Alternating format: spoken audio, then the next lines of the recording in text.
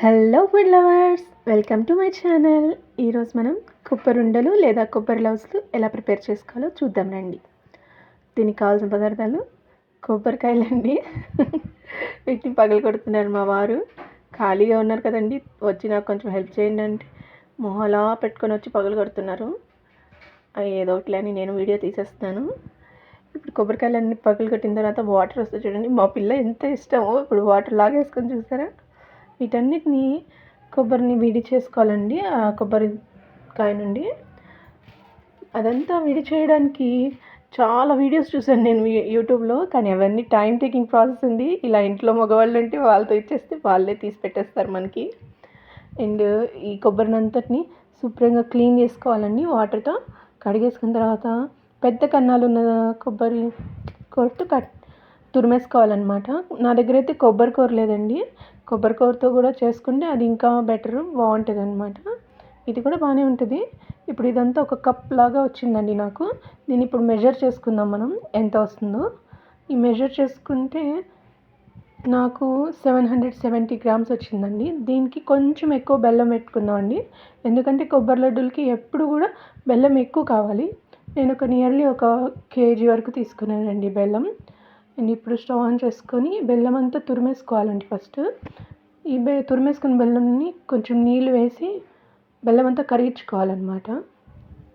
మెల్లిమెల్లిగా వేస్తున్నానండి.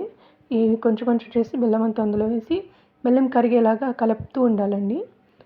బెల్లం అంతా బాగా కరిగేలాగా కలుపుతూ ఉండాలి. కరిగిపోయిందండి బెల్లం అంతా. ఇప్పుడు దీన్ని మనం స్ట్రెయిన్ చేసుకోవాలి.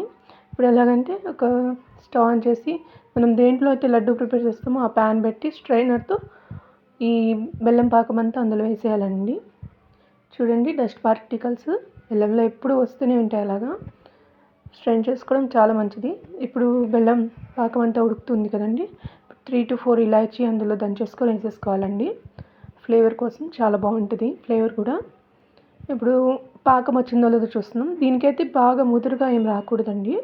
ఓ మోస్తరుగా తీగ పాకం వస్తే చాలు, అదే సరిపోతుంది బెల్లం లడ్డూలకి, కొబ్బరి బెల్లం లడ్డూలకి.